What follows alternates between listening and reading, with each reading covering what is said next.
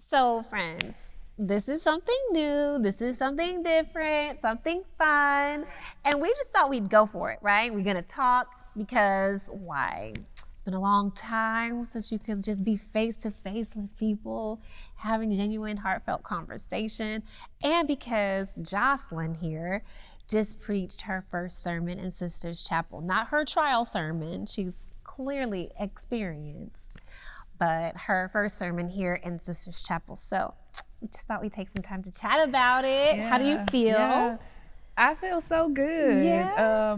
That was fun. That was fun. And I'm so grateful to be here, as I said, to be able to offer a word to the people of Spelman. So, yeah. And it was an amazing word. Thank It was an you. awesome word. It was an on-time word. So for those of you who are at home and you're viewing, it is election day today. We are recording chapel on election day. So we've had some conversation about, well, we don't know what's going to happen. We don't know how this is going to turn out. So we need to be able to speak into the future while, holding the tension of not knowing what's going to happen. And, the word that you brought this morning was just that, like, no matter what happens, God's gifts are ours, And so I really feel like the thing that I wanted to talk to you about is about your background as a wellness practitioner. You're a yoga instructor, you are a meditation teacher, and I would love to talk to you about how those roles and how that work informs your ministry. You're in divinity school, it's still coming together, I know. Yeah. But so far, what would you say? Yeah. All of my work as a wellness professional, even my other work and as a therapist too, has shaped my desire to want to make sure that God's people are well. And however I can do that, however I can show up and use those skills to allow people to feel peace. For the people who don't know, I do a breathing room on Sundays with the ladies of Spelman, and in that experience we have Bible study and we meditate together, we discuss the word and the things that are coming to us from that, and then we also do this yoga flow, which for me is really important to get us from a place of just hearing things and then also being able to embody it. And so we're allowing, what are we learning about what God says to really flow through us. If we're talking about this peace that surpasses all understanding, can I sit there and actually feel it in a moment? And so I think my background as a wellness professional really makes me want to help people to embody what it is that God is saying in ways that maybe they never have before. Yeah. Yeah, I have had the opportunity and the gift to be able to attend the breathing room a few times this semester. And the thing that I love about it is how you choose a theme and you weave this theme in through the whole time. And just the variety of ways that you're fleshing these ideas out for our students. When we were talking a few minutes ago, you had mentioned that you found your journal from when you were going through your yoga teacher training, right? Yeah. And you were talking in your journal about how your yoga was helping you write a sermon. Yeah, which was I had completely forgotten about it. And then I looking back through my journal, and I saw one day I wrote, I got up and did my morning practice today, and it freed me up to be able to write my sermon. And that surprised me to see that, because I don't think that in the natural world people will connect those two things. Let me go and do 15 minutes of yoga so I can sit down and write a sermon. But I think it comes back to the embodiment piece and being able to let myself be present with the presence of That's God. it. I've had some of the most powerful experiences with God on my yoga mat. Even when I was in yoga teacher training, shout out to my teachers, Octavia Rahim and Meryl Bryant, but Meryl Arnett, they would craft these experiences for us. And I will never forget Octavia playing Yolanda Adams' The Battle is the Lord's. And just like standing there, like crying, in mountain Yeah. pose, and the tears just streaming down my face. Ooh.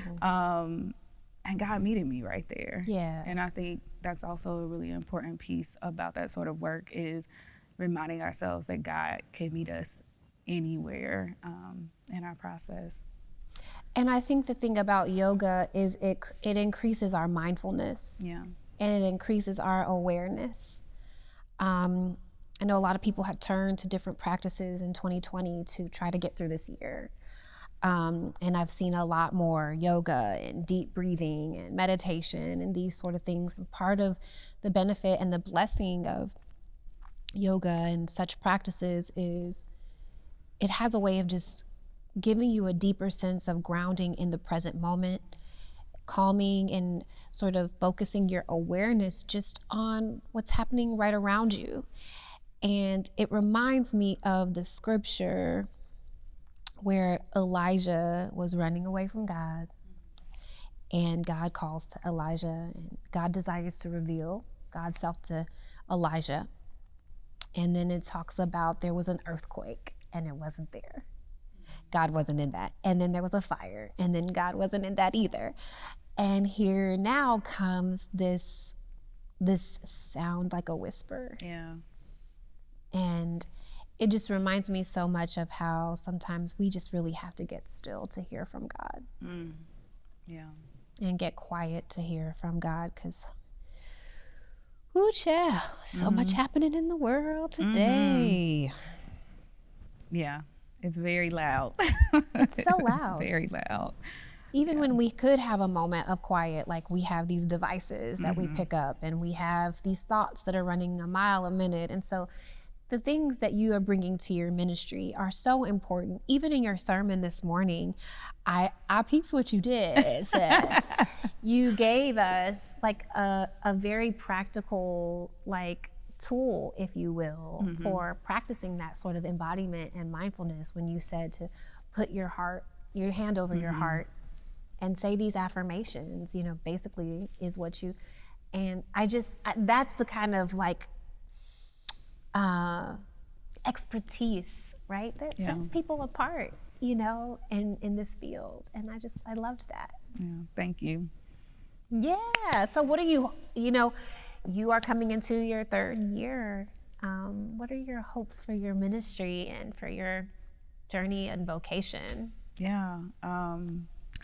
I think everybody says open to wherever the Lord is leading me. But also I remember you telling me one time, what you want? And, not being passive in that process. I know that continuing to merge my work with wellness and mindfulness and movement is important to my work in ministry, and I certainly would love to continue to create this lane where people are having these full experiences with God that merge the mind, body, and the spirit. And so being able to do that large scale, small scale, wherever the Lord does lead me, as far as the communities that I get involved with. But being able to do that and being able to continue to encourage people through empowering them. I'm very big on we have these strengths inside of us, and we need each other to be able to cultivate that. That's right. Not just God, which is another piece of my ministry work too, as we talk about womanist theology. I'm very much interested in a womanist ethic of care, and so how Black women are caring for themselves and each other, because we need each other. We just can't do it by ourselves. And I think I learned that in a very major way with some of the things that I experienced in my life last year with trauma, and knowing that I had to have God, I had to have my community, I had to have the women around me, I had to have all of these things, and I want everybody to know that and be able to, have that same support and love for themselves. So important. It's so important. God, especially, I think thinking about 2020, it's just been rough, and for a lot of people it's been lonely, and so when you get to that womanist ethic of self-care and communal care, I want to read it. Yeah. And we can practice it together. Yeah. It's just been awesome to see you flourish here in Sisters Chapel. Very excited about next semester. We have some more things to experiment with, but we're gonna wrap up. And as we're wrapping up, I want to ask this one more question. What is bringing you joy these days?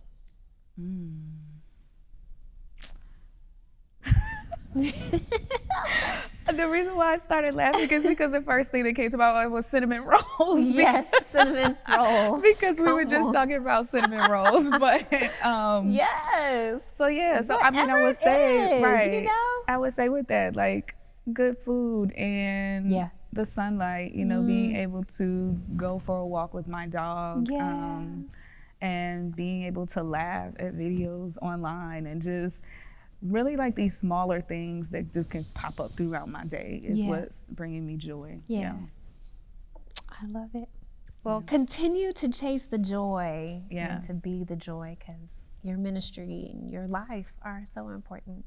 So glad you're with us today. Thank you. Joselyn Spence, everybody. Yay. Thank you. Thanks for tuning in to our conversation and to tuning in to Chapel. See y'all next time. Peace.